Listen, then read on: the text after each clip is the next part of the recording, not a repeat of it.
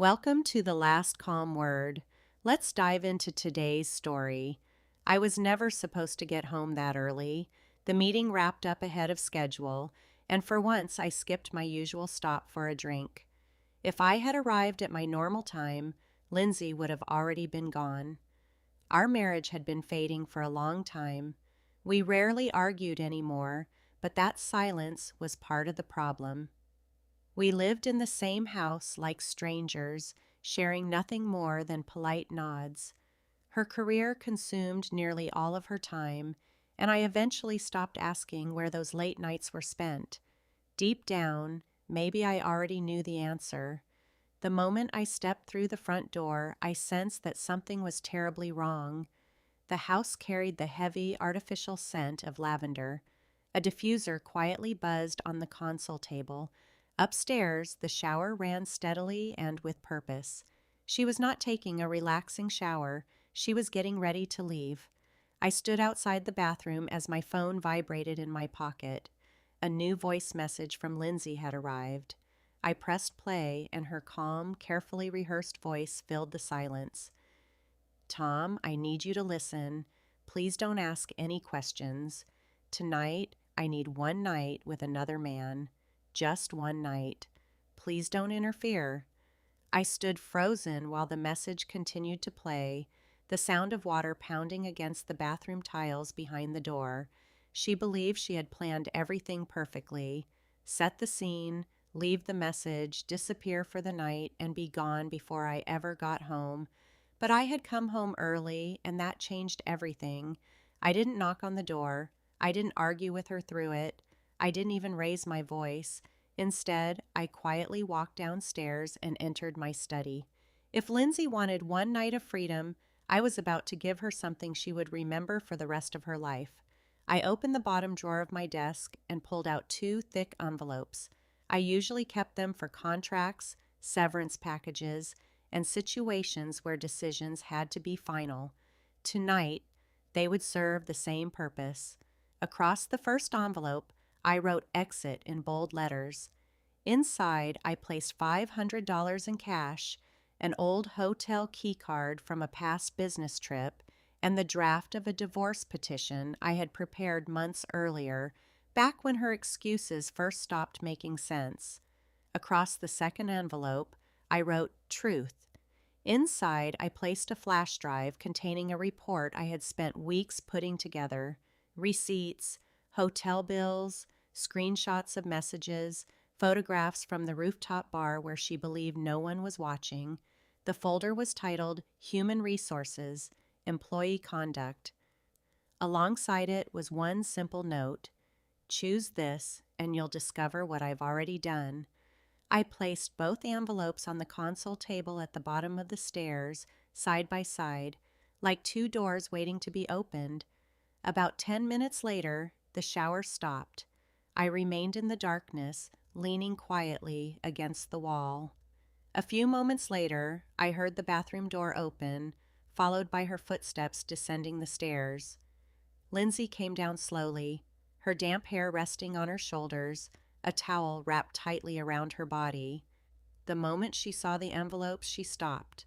She frowned. "Tom, what is this?" "Two choices," I answered calmly. "Left or right, your decision." She reached for the exit envelope first. As she pulled out the cash, the hotel key card, and the divorce papers, she froze. Her lips pressed into a thin line, but she said nothing. Slowly, she placed everything back inside and picked up the envelope marked "Truth." The moment she removed the flash drive, her expression completely changed. "What's on this?" I looked directly into her eyes. "Everything: the dinners, the hotels, the lies, and Human Resources already has a copy." The color instantly drained from her face. You didn't." I never moved. "You wanted one night," I said quietly. "I gave you accountability for every single night." Her hand trembled as she gripped the flash drive, almost as if it could somehow save her. The story she had carefully written for herself had just fallen apart. Her eyes kept darting around the courtroom, searching for something to hold on to, but there was nothing left. My lawyer calmly placed the flash drive on the table and handed copies of every file to the judge. Receipts, hotel bills, text messages, photographs, and the report I had already submitted to Human Resources. Daniel's name appeared over and over throughout the evidence. Lindsay's attorney objected, trying to dismiss it as nothing more than personal resentment instead of valid grounds. The judge barely looked up. "Mr. Carter has presented clear and direct evidence of infidelity," she said as she turned through the documents. "There is nothing unclear about this." Then came the subpoena. Daniel Pierce was called to the witness stand. He sat stiffly in the chair, his jaw tight and his hands locked together in his lap. Under oath, the truth finally came out. Yes, they had met outside of work. Yes, they had spent nights together in hotels. Yes, he knew she was married. Lindsay's face became completely expressionless as the mask she had worn for so long finally cracked. She stared at Daniel as though he had betrayed her, even though he was simply protecting himself. The judge didn't take long to make a decision. The divorce was granted. The assets were divided. The house remained mine. No alimony was awarded. The judge made her reasoning perfectly clear. Lindsay's conduct has eliminated any claim to additional compensation. When everything was over, I calmly gathered my documents and stood up. Lindsay remained seated, staring at the floor while the carefully polished image she had built slowly collapsed beneath the weight of reality. As I walked past her, she finally looked up. "You really destroyed me," she whispered. I stopped and leaned in just enough for only her to hear. "No, Lindsay. I simply made sure no one could ignore the truth."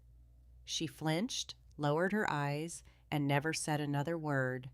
That was the last time I ever heard her speak my name. Months later, the house was peaceful in a way I hadn't experienced in years. It carried only the quiet rhythm of a home that truly belonged to me again. In my office, hanging above my desk, 2 framed envelopes remained side by side. Exit, truth. They were no longer reminders of that single night alone. They represented choices, consequences, and the price every decision eventually demands. Some nights I would find myself staring at them, thinking about how close I had come to becoming the fool in the story she had written for me. She asked for one night, just one. She expected silence, acceptance, or maybe an angry confrontation followed by forgiveness. Instead, she got daylight. Every secret was exposed. Every lie was documented and done. Every carefully prepared illusion was destroyed. Within a month, Lindsay lost her job after Human Resources completed a quiet but thorough investigation. Daniel transferred to another state for what was described as personal reasons. By then, neither of them mattered to me anymore. They had become nothing more than forgotten footnotes in a chapter that was already over. The divorce papers had been signed. The silence was finally real, and for the first time in years, I slept peacefully without wondering what new lie would greet me the next morning. One evening, I opened the small box that still held the anniversary ring I had never given her. I placed it on my desk, turned it slowly beneath the light, then quietly closed the lid for the final time. It was no longer a bargaining chip. It wasn't even a symbol of grief anymore. It had become nothing more than proof of what could have been and what never would be. I never heard from Lindsay again. No letters, no apologies, no late-night phone calls. That silence was cleaner and more honest than any words she could have spoken. She believed she could write her own escape. Instead, she exposed herself. She asked for one night with another man. What she received instead was the end of every story she had created, and a truth she never expected to face. Daniel Pierce was never her future. He was simply the spark she used to burn down her own home, and when the smoke finally disappeared, she was the only one left standing in the ashes. For the first time in years, I was no longer afraid of silence. I owned it. Thank you so much for watching until the very end. Wishing you all the very best.